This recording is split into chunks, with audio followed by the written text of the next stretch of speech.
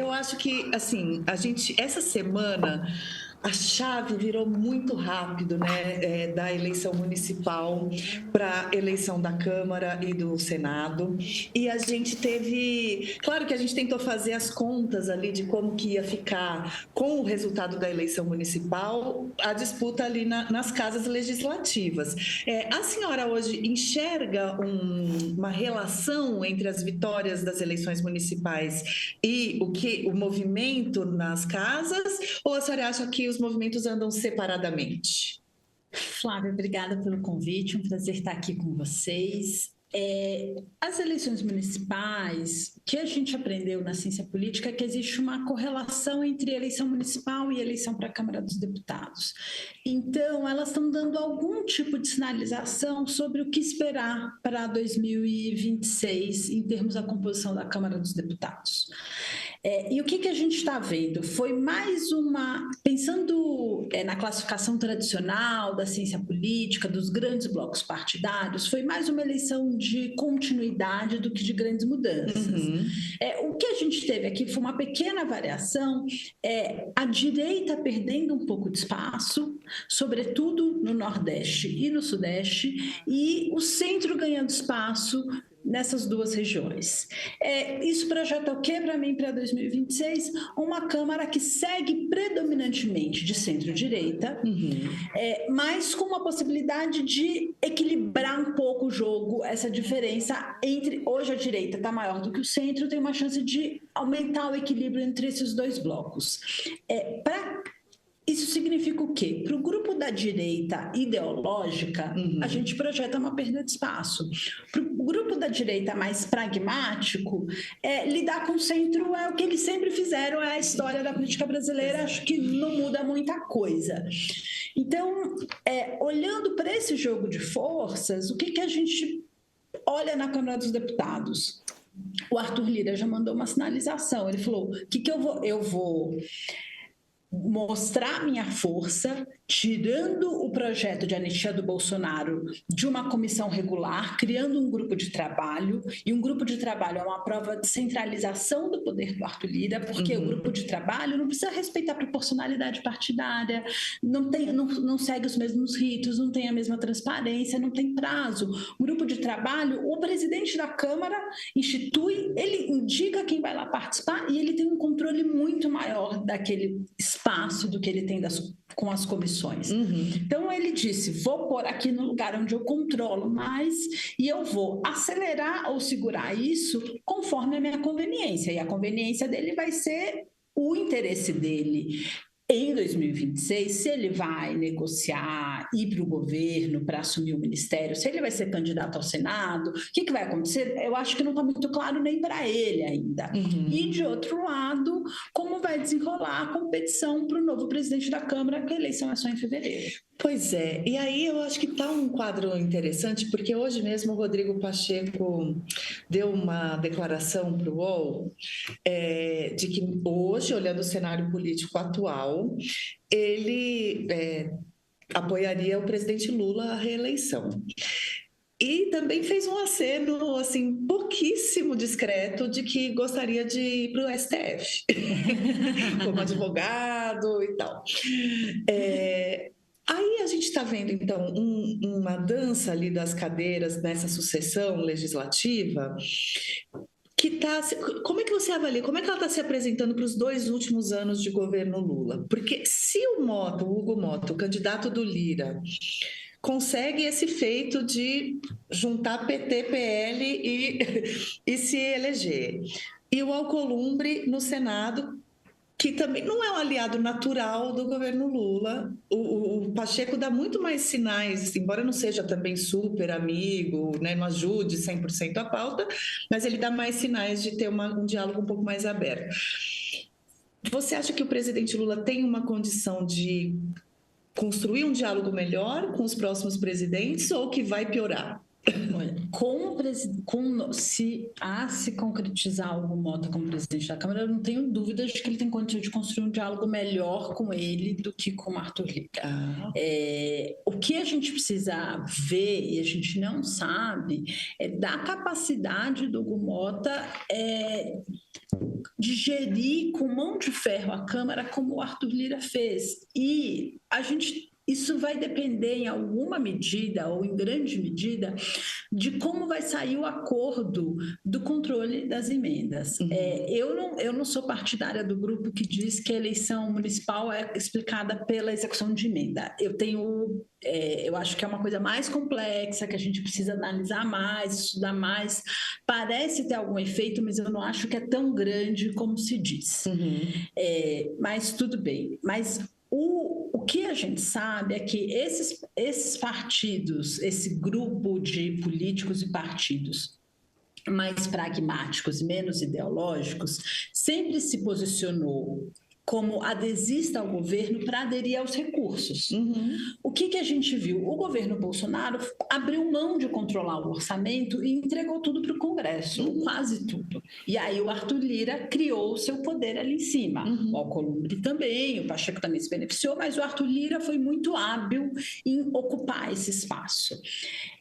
Se o Congresso perder o controle do orçamento que ele tem hoje, o Hugo Mota vai ter a mesma extensão de poder que o Arthur Lira tem? O próprio Lira, se vier, né, enfim, se ele permanecesse assim, num eventual contexto do Lira presidente da Câmara, mas sem controle desses recursos, ele teria todo esse poder? Eu acho que não, porque tem uma parcela dos partidos e dos políticos que querem ter acesso aos recursos. E se para ter acesso ao recurso for preciso aderir à base do governo, a gente vai aderir. E isso muda o equilíbrio de forças. Então, assim, 2026, eleição presidencial, está muito longe. Depende de como vai estar a economia, de como vai estar a avaliação do presidente Lula, se o Bolsonaro vai continuar inelegível ou não vai. Acho que falar sobre a disputa presidencial de 26 é algo muito longe. Eu concordo. A gente não tem espaço, mas mesmo o equilíbrio de poder dentro do Congresso depende dessa questão de como vai ficar o arranjo das emendas, que ainda não está claro. Eu li todo o projeto de lei que o senador Ângelo Coronel apresentou.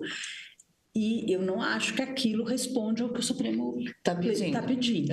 Então, ainda vai ter discussão, aquele texto ainda vai ter que ser ajustado, porque aquilo não vai, daquele jeito, me parece que o Supremo vai dizer, ainda não respondeu os nossos pontos, continua em suspenso.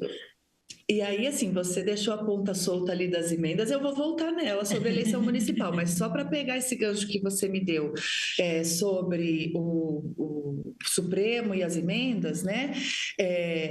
Tem duas coisas interessantes, né? Primeiro que o Valdemar Costa Neto ontem ou anteontem falou na TV, na Globo News, que ia pedir para o Arthur Lira dialogar com o Supremo para diminuir um pouco as penas dos condenados pelo 8 de janeiro.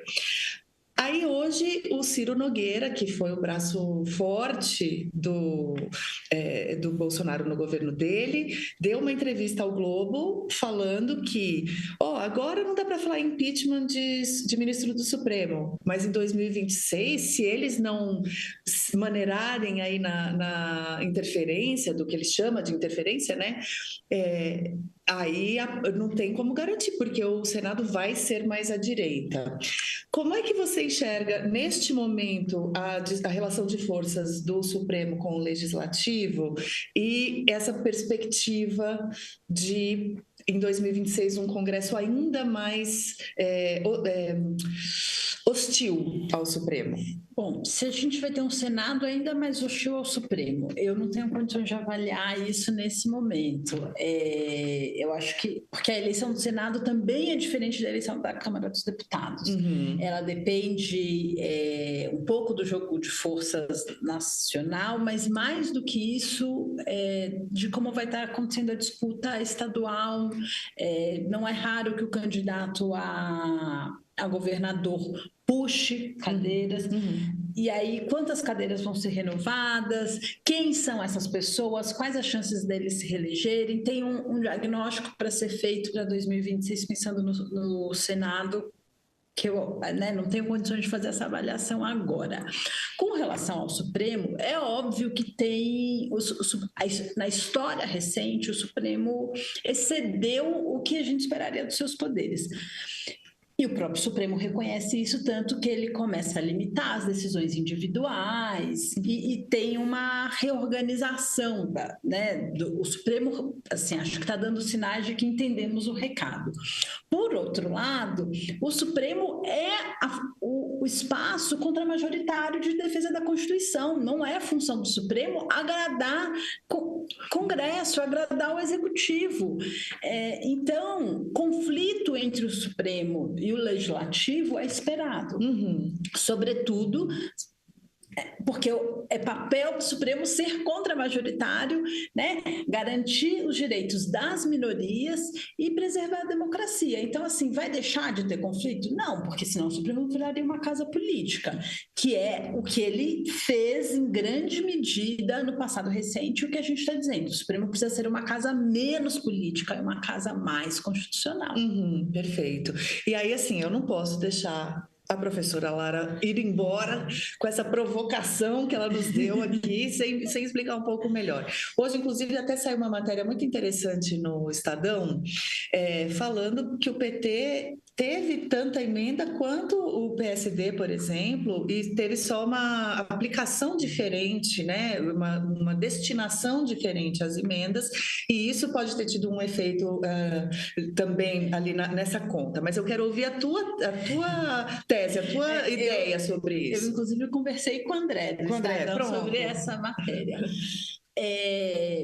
Tem muita coisa para a gente analisar. Entender a destinação essas emendas estão indo. Um outro dado que ele dá lá, o PT, quanto vai direto para a cidade, quanto vai para organizações do terceiro setor, o que está indo para o poder público, o que está indo para governo estadual, o que está indo para governo municipal, o tipo de emenda. Quando eu mando uma emenda, a emenda tradicional era uma emenda vinculada a um projeto. Então, eu estou destinando recurso para a cidade X, mas essa cidade tem que fazer um projeto, tem que aprovar na Caixa Econômica, e a obra tem que ser feita. Deu tempo disso tudo acontecer, de eu ter uma obra inaugurada que está ali refletindo uma melhoria da vida da população? Eu não sei. Assim, a gente precisa estudar isso com mais atenção, entender essa diferença entre as cidades. Talvez uma emenda muito pequena, uma emenda de valor não tão grande numa cidade muito pequena que vive exclusivamente, praticamente, de transferência dos fundos de participação dos estados e municípios, que não tem capacidade de arrecadação própria, logo tem capacidade muito limitada de investimento, pode fazer uma diferença enorme. Já se eu estou mandando para uma cidade média ou para uma cidade grande que tem arrecadação própria e tem capacidade de investimento, isso faz diferença, isso faz menos diferença, Porque você manda uma emenda para São Paulo, ela desaparece no meio da capacidade de investimento da cidade, que tem um orçamento gigantesco. Então, a gente precisa analisar isso com cuidado. Se eu tenho 80% dos 3 mil prefeitos, 3 mil e poucos prefeitos que se candidataram à reeleição, 80% deles se reelegeram, eu tenho pouco espaço para renovação, para crescimento. E os 80% que se reelegeram é de qualquer partido. Eu não tenho diferença significativa entre o PSD e o PT em termos de taxa de reeleição. Então, assim, emenda pode ser importante? Talvez seja. A gente precisa de evidências disso. A gente não tem, na literatura, conhecimento acumulado sobre isso. E, mais do que isso, as emendas mudaram muito. Então, assim, papel da imprensa, a imprensa pode fazer esse tipo de correlação. A gente, na universidade, fazendo pesquisa, tem que ser um pouco mais cauteloso.